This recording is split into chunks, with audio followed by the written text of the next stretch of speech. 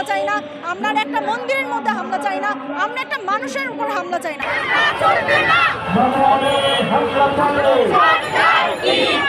আমরা চাই যে নতুন রাষ্ট্র আমরা গঠন করেছি, সেই নতুন রাষ্ট্রে প্রতিটা মানুষ, প্রতিটা বিশ্বাসের মানুষ, প্রতিটা দল মত নির্বিশেষে সকল মানুষের নিরাপত্তা নিয়ে তাদের অধিকার সহ মানে বুক ফুলিয়ে বসবাস করবে। আমরা চাচ্ছি যাতে এরকম কারো বিশ্বাসে আঘাত না করা হোক, সেটা যেই ধর্মের হোক, যারাই হোক। আমরা এই জিনিসটা চাচ্ছি, এরকম অপকর্ম, এরকম প্রোপাগান্ডা ছড়াতে চাচ্ছি না। আর এই যে জিনিসগুলো হচ্ছে, যারা করতেছে বা যারা করাচ্ছে, এটার বিচার চাই। তাতে যাতে অন্য কোনো মহলই যদি তাদেরকে আক্রমণ করতে আসে, সরকার তাদের বিরুদ্ধে যথাযথ ব্যবস্থা নেবে, সেই দাবিতে আমরা একসাথে রয়েছি।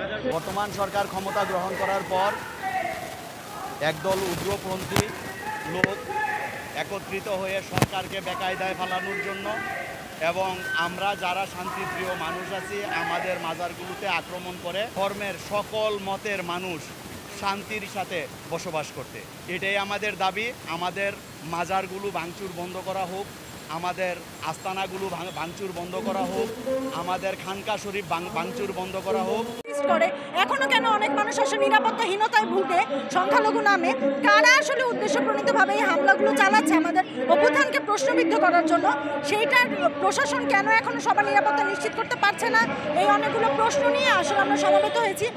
না, সেটা তো চিহ্নিত করা আমাদের কাজ নয়, সেটা চিহ্নিত করা সরকারের কাজ। সরকার মানে আমাদেরই সরকার, আমাদের আপনাদের সবার সরকার। যে সরকার আমরা ছাত্র জনতারা গণঅভ্যুত্থানের মাধ্যমে গঠন করেছি, তাদেরকে প্রতিনিধিত্ব করতে দায়িত্ব দিয়েছি, সেটা আত্মসমালোচনার জায়গা থেকে আমি বলছি আমাদের আসলে বোধ হয় আরও বেশি এই জায়গাতে মানে তদারকি বাড়ানো উচিত। কারা করছে মানে তাদেরকে ধরে যথাযথভাবে তাদের শাস্তি নিশ্চিত করা উচিত। সেই দাবিতেই আমরা আজকে এখানে সমবেত হয়েছি। এটা আপনারা জানেন ভালো মতো কারা করাচ্ছে।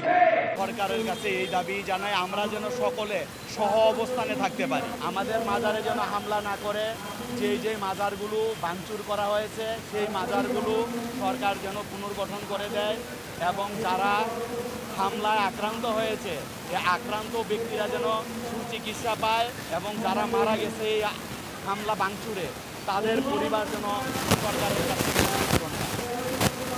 ধন্যবাদ। আমরা যাতে অবস্থান নেওয়া হয়, যাতে এটার একটা বিচার হয়, তার জন্য আমরা আজকে রাস্তায়। যার ধর্ম তার